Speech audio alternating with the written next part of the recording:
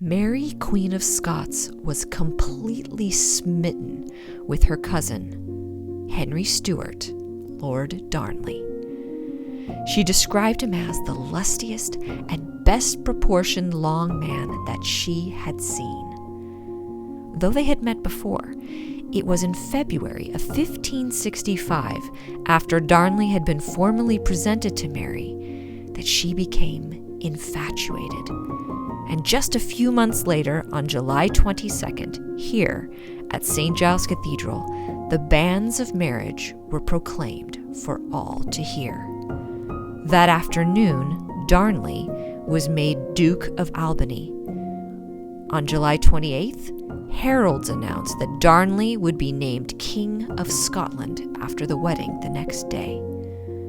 The couple were wed in Mary's private chapel at Holyrood Palace, and on Monday, the 30th of July, the official title was announced of the royal couple, Henry and Mary, King and Queen of Scotland.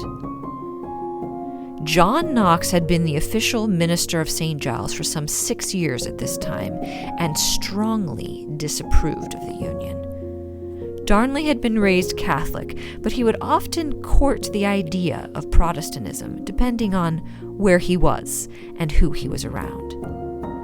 After he and Mary's marriage ceremony, Darnley even chose not to stay for the nuptial mass. Instead, he left Mary alone and went up to wait for her in her chamber. A few weeks after their marriage, Darnley, now styled King Henry, decided to go to St Giles to hear John Knox preach. The cathedral, which had been stripped of its stained glass windows, altars, and saints to align with the Protestant beliefs of its worshippers, had now been fitted with a pillared throne for the new king, and Darnley's freshly made coat of arms was hung above the throne. The sermon John Knox preached that day has become infamous. Knox loudly proclaimed of young boys and women being sent to rule as tyrants to plague the people of Scotland.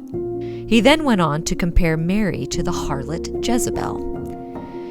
Knox went on and on, making the sermon twice as long as he would normally preach.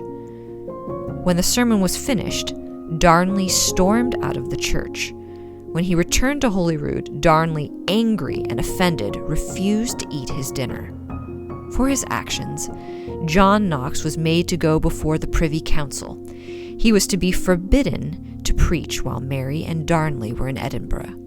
The town council, however, refused to prevent him from doing so, and Knox promptly had his sermon printed.